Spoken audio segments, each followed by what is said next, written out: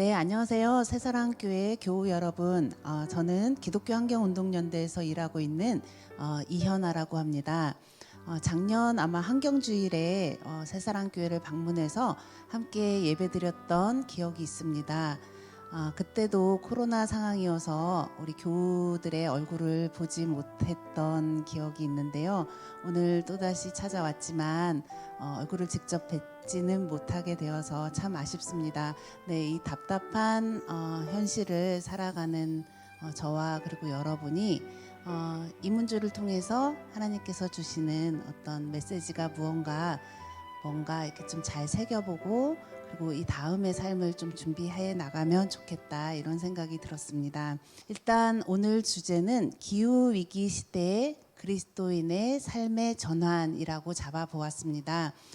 기후위기 시대라는 것은 지금은 이제 이 시대를 살아가는 어느 누구도 이게 아니야 라고 부인할 수 없는 우리의 현실이 되어버린 것 같습니다. 날마다 이제 뭐 산업계든 정부든 그리고 모든 나라나 이런 데서 어떻게 이제 우리의 삶의 스타일을 바꿔나갈까 이런 것들이 굉장히 큰 주제가 되고 있는데 그런 것에 맞추어서 우리 그리스도인들은 그러면 하나님의 창조 세계라고 생각하는 창조 세계라고 믿는 이 세상 속에서 이 기후 위기라는 어떤 이 큰 위협을 어떻게 받아들이고 변화시켜 나갈 것인가, 어떻게 살아갈 것인가 이 문제를 또 생각하지 않을 수 없을 것 같아요.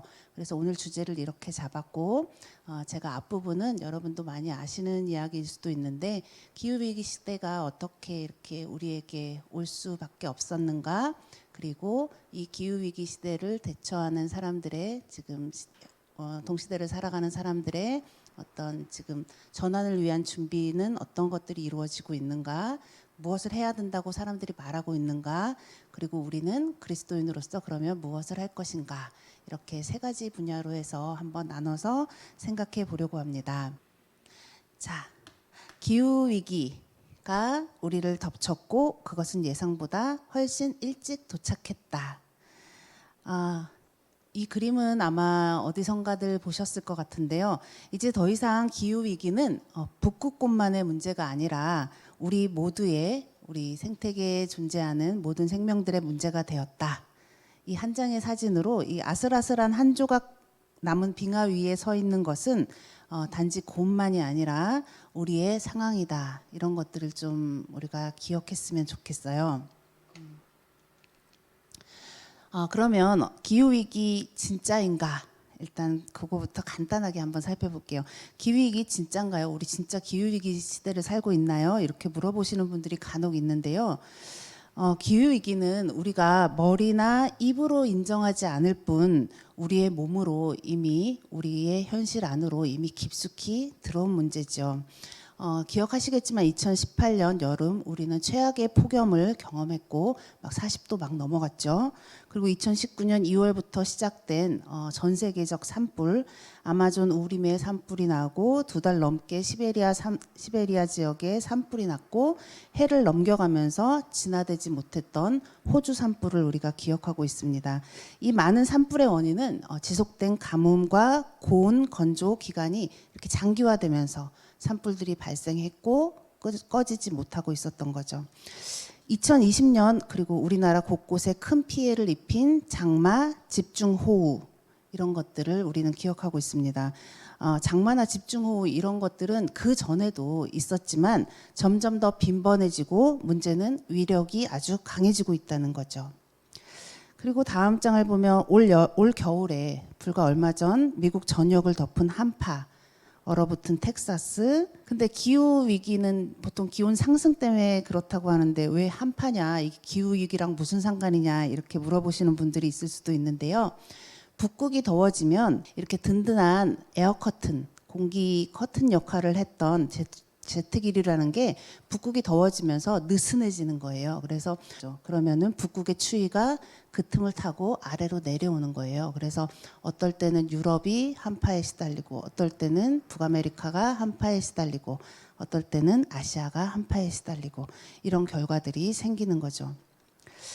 기후변화의 대표적인 현상은 대부분은 건조해진다는 거예요. 가뭄이 드는 지역이 굉장히 늘어나고 있습니다. 문제는 가뭄이 주로 가난한 지역에 큰 문제들을 일으킨다는 건데요. 주로 여기 앞부분 보면 식량 문제로 이어져요. 근데 식량 문제가 되는 거는 가뭄이 식량 문제로 이어지면 식량 문제가 생기면은 사회가 불안정해지죠. 그럼 사회가 불안정해지면 어디선가 다툼과 되는 내전 이런 식으로 사회가 이렇게 혼란해지죠. 그러면 이제 또 가난한 나라들 같은 경우에 정치적으로 안정돼 있는 것도 아닌 경우들이 많죠. 그러면 이제 무력으로 그런 혼란을 다스리려고 하는 사람들이 나타나고 그러면 나라 안에서 어려움을 겪게 되니까 사람들이 나라 밖으로 피난을 가게 되는 거죠. 그래서 수많은 난민들이 양산되고 있습니다. 기후위기의 가장 큰 문제는 우리가 피부로 뭐 홍수, 태풍, 한파, 폭염 이런 것들도 문제이지만 기후위기의 또 가장 중요한 문제 중에 하나는 이 가난하고 취약한 계층의 사람들이 먼저 삶의 위협을 당하게 된다라는 겁니다. 기후위기의 여러 징후들을 사실 국제사회는 이미 오래전부터 어느 정도는 감지하고 있었다고 합니다. 근데 최근에야 이 문제를 직시하기로 결심했고 그래서 나라별로 기후위기 비상사태 선언을 시작했습니다. 가장 먼저는 그리고 또 적극적으로는 유럽의 국가들이 가장 활발하게 나서고 있고 여기 화면의 맨 아래쪽 오른쪽에 보면은 우리나라도 그 대열에 합류했습니다. 2015년 파리에서 국가 정상들이 모여서 기후변화 협약을 맺는데 이 협약 이후 우리에게는 새로운 체제가 필요하다는 의미에서 그 이후의 시대를 신기후 체제라고 이렇게 부릅니다. 파리 협약에서 합의된 내용을 기초로 해서 정치, 경제, 문화, 생활 전반을 새롭게 변화시켜야 된다라는 의미여서 이런 말이 나왔죠. 이 파리 협약 이후에 우리나라를 중심으로 한 변화를 요약해 보면 간단히 이렇습니다. 파리 협약 이후에 2018년에 인천에서 기후변화 관련된 과학자들과 그리고 관련자 전문가들이 모여서 회의를 하게 됐는데요. 그게 IPCC 총회라고 하는데 거기에서 가만히 보니까 파리 협약에서는 지금 기후가 막 상승하고 있는데 2도씨 정도로 잡아야 된다. 기후 상승의 폭을 2도씨로 잡아야 된다. 이렇게 결정하고 각국이 흩어졌는데 2018년에 다시 모여서 봤을 때 2도씨로 넘어가면 2도씨 이상 기온이 올라가면은 우리가 상상할 수 없는 어쩌면 우리가 통제할 수 없는 상황이 될 수도 있으니 1.5로 해야 된다. 그렇게 하면서 2018년 인천에서 모인 IPCC 회의에서 탄소 배출을 줄이고 기온 상승을 1.5도로 막자 이런 이야기가 나왔습니다. 그리고 그 이후에 그러면 그 1.5도로 막기 위해서 2030년까지는 지금 2010년 배출량의 탄소 배출량의 45% 정도로 감축해야 한다. 그리고 2050년까지는 탄소 배출이 아예 없는 탈탄소 사회를 실현해야 한다. 이런 로드맵을 정했고요. 그리고 그것에 따라서 2020년 한국 정부도 그린 뉴딜 계획을 발표했죠. 작년에 발표했습니다. 그리고 대통령 직속 국가탄소 중립위원회를 출범시켰습니다. 2020년 그리고 국회가 탈탄소 사회 그린 뉴딜 기본법 등 법안을 상정해서 지금 준비 중에 있습니다. 산업계도 역시 탄소 중립을 선언하고 나섰죠. 아마 이제 정치, 경제 이런 부분들이 변하면 산업계가 가장 민감하게 먼저 반응하기도 하죠. 돈 문제가 크니까. 그래서 산업계도 아리백 캠페인, 뭐 ESG 경영 확대, 뭐 이런 식으로 해서 녹색 경영 그리고 환경을 생각하는 그리고 탄소를 줄이는 그런 생산과 산업 활동을 하겠다 이렇게 선언을 했죠. 그리고 2021년 5월 포지라는 정상회의가 서울에서 개최되게 됩니다. 다음 우리 기후위기의 원인을 한번 살펴봐야 될 것 같아요. 기후위기 원인은 여러분 잘 아시는 것처럼 온실가스 효과 때문이죠. 온실가스 효과를 일으키는 주요 물질들이 대기 중으로 올라가서 그리고 온실가스 층을 만들고 그 온실가스 층이 태양에서 들어오는 에너지를 그리고 에너지를 반사시켜서 다시 대기권 밖으로 보내야 되는데 그 복사 에너지를 바깥으로 못 나가게 해서 그 에너지가 그냥 대기권 안에 머물면서 그래서 그 기온이 높아지는 그런 현상 때문에 생기는 거죠. 근데 이런 온실가스의 효과를 일으키는 주요 물질들이 대략 6가지가 있습니다. 이거 뭐 기억을 다 안 하셔도 되는데요. 중요한 거는 가장 큰 거 대표적인 거는 이산화탄소예요. 근데 이산화탄소 옆에 글자가 1이라고 써 있죠. 그리고 밑에 메탄이 21, 뭐 그다음에 아산화질소 310, 뭐 이렇게 막 써 있는데 이 6가지 가스가 주로 온실 효과를 일으키는데요. 밑에 있는 3가지는 자연 속에서는 자연적으로 얻어지는 물질이 아니에요. 인간이 합성해서 만들어낸 물질이고 나머지는 자연 속에 조금씩 존재하면서 이 지구 기온을 약간씩 조절하는 그런 역할을 했었죠. 근데 문제는 온실가스를 만들어낸 이 문제의 기체로 이산화탄소가 가장 많이 언급되는 것은 산업혁명 이후에 이 대기권 안에 이산화탄소가 가장 절대적으로 늘어났기 때문입니다. 그리고 이후에 말씀드리겠지만 이 이산화탄소를 중심으로 만들어낸 기후변화가 자칫 앞으로는 그보다 훨씬 강한 밑에 보면은 메탄, 아산화질소 등등 훨씬 강한 이런 가스들을 지구 깊숙이 이렇게 숨겨져 있던 이런 기체들을 대기로 방출하게 하는 방아쇠 역할을 할까봐 그게 이제 가장 우려되는 지점 중에 하나입니다. 그 옆에 보면 숫자들은 강도예요. 그러니까 이게 온실 효과를 어느 정도 강하게 일으키느냐. 그러니까 이산화탄소가 1이라고 하면 육불화학은 23,900의 강도로 온실 효과를 일으키는 건데 문제는 지금 현재 인간의 활동으로 이산화탄소의 증가가 아주 절대적으로 많아졌다라는 것이 문제입니다. 여기서 잠깐 그러면 인간의 활동 우리가 진짜로 이산화탄소를 많이 배출시켜서 기후위기가 일어났는지 정말 직접적인 관계가 있는지 혹시 오늘의 기후변화가 이 세계의 자연스러운 기후변화의 과정 중에 하나는 아닌가 여전히 그런 생각을 하시는 분들을 위해서 잠깐 상관관계를 설명해 보려고 합니다. 과학자들이 최근 150년간의 평균 기온 변화를 추적해 봤는데 그 결과가 이렇게 이산화탄소 양의 변동과 그래프가 일치된 형태로 오르락 내리락 하고 있다는 거죠. 그리고 위에는 최근 150년간의 이산화탄소와 그리고 온도 변화를 나타낸 그래프라고 한다면 밑에는 대략 1000년 동안의 변동을 살펴본 건데요. 보시면 쭉 이렇게 있다가 오른쪽 맨 끝에 가면 갑자기 휙 치솟는 부분이 보이죠. 그게 바로 산업혁명 이후 그 정도의 시기 동안에 갑자기 가파른 상승세를 보이는 부분이 있는데 이 역시 이산화탄소 양의 급격한 증가와 비례해서 이렇게 기온이 상승하고 있죠. 이런 현실을 대부분의 과학자들은 다 받아들였고 그리고 정치가 뭐 이런 사람들도 역시 이런 현실을 이제 받아들일 수밖에 없는 그런 상황이 되었습니다. 그래서 아까 이야기한 대로 국제사회는 여러 차례 모여서 기후 문제를 둘러싼 회의를 했고 2014년에 이런 평가 보고서를 내요. 뭐냐면 아까 말씀드렸던 IPCC라는 국제 전문가 집단이 만들어낸 보고서에 의하면 지난 133년간 지구 평균 기온이 0.85도 상승했다. 지구 평균 해수면도 19cm 상승했다.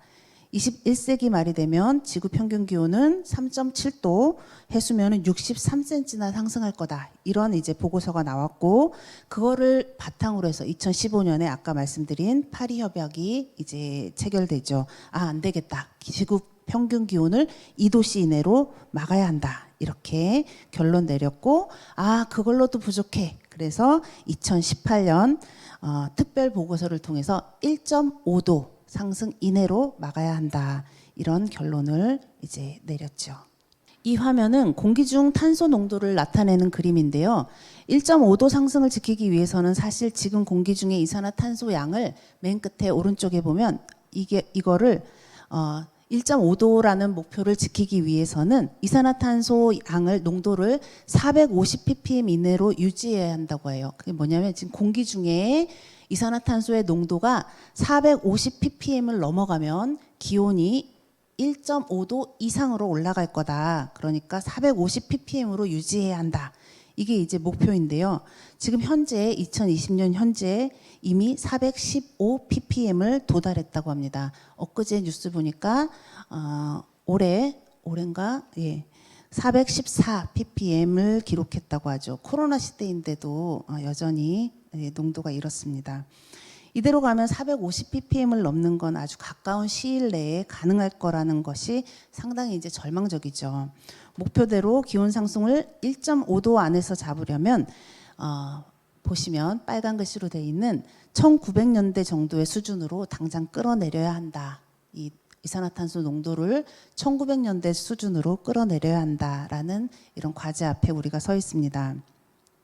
이 자료는 1.5도 목표까지 우리가 배출할 수 있는 탄소의 양이 얼마나 되는가 하는 자료입니다. 즉 말해서 1.5도 상승을 목표로 했을 때 우리가 그러면 탄소를 어느 정도 배출해도 되는가라는 것을 이렇게 측정해 봤더니 3년 전인 2018년 특별보고서에 의하면 우리에게 남은 탄소 예산은 420 기가톤이다. 우리가 420 기가톤을 넘겨 배출하면 안 된다. 이렇게 되어 있습니다. 그런데 전 세계가 해마다 쏟아내는 탄소가 42기가톤이라고 합니다. 즉 말해서 42기가톤을 해마다 쏟아내고 있는데 이것을 10번 정도 쏟아내면 420기가톤을 달성하게 되죠.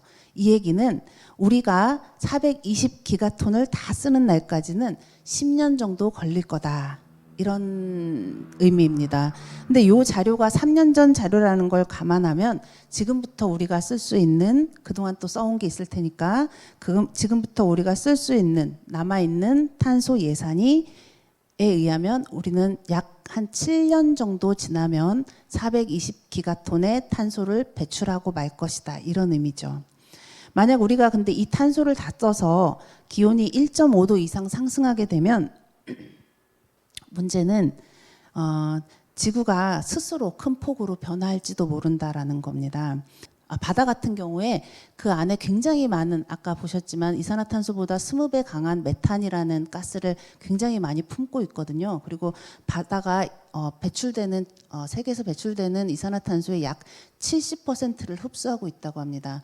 아마 식물성 플랑크톤을 통해서라고 하는데 바닷속에 이렇게 비축되어 있는 이산화탄소를 바다가 따뜻해지고 산성화되면 붙잡아 놓을 수 있는 힘이 떨어지는 거죠. 그러면 그게 밖으로 나오는 거예요. 그래서 그 많은 이산화탄소와 메탄이 밖으로 나오게 되면 우리가 더 이상 뭘 뿜어내지 않아도 지구는 스스로 기온을 온도를 높여버릴 수밖에 없다라는 어떤 그런 예측을 할 수밖에 없는 상황이에요. 그래서 이것이 이제 우려가 되는 상황이기 때문에 무조건 1.5도 안에서 기온 상승을 막아야 한다 이렇게 하고 있죠.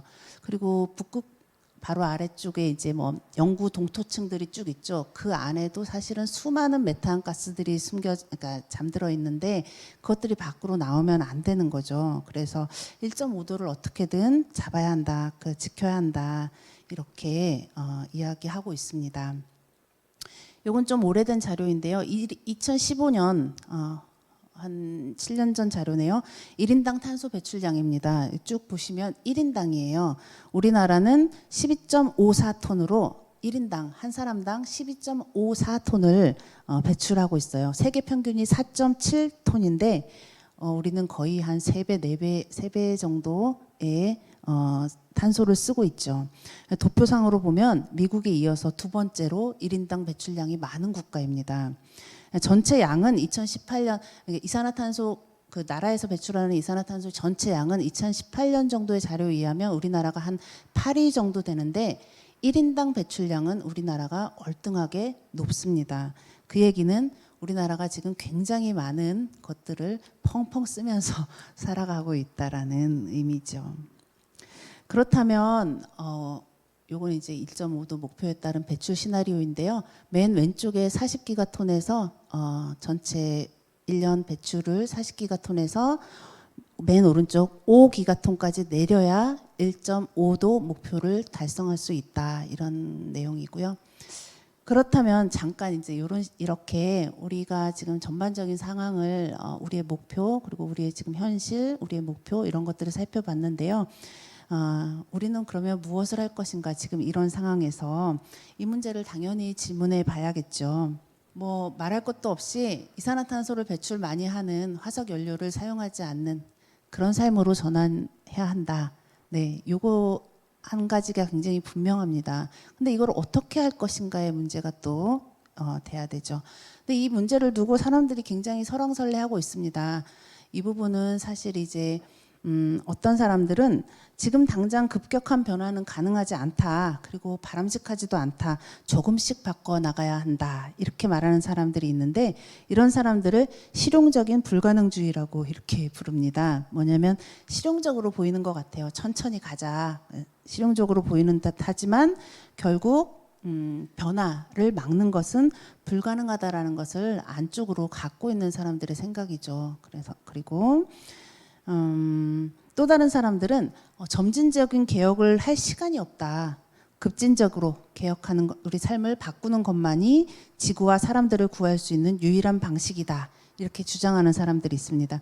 이 사람들은 이상주의, 즉 유토피아적인 현실 감각을 가진 사람들이다 해서 유토피아적 현실주의자들이라고 이렇게 부르는데요.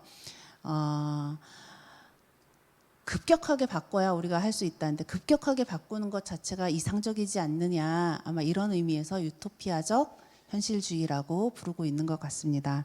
여러분은 어느 쪽에 더 가깝습니까?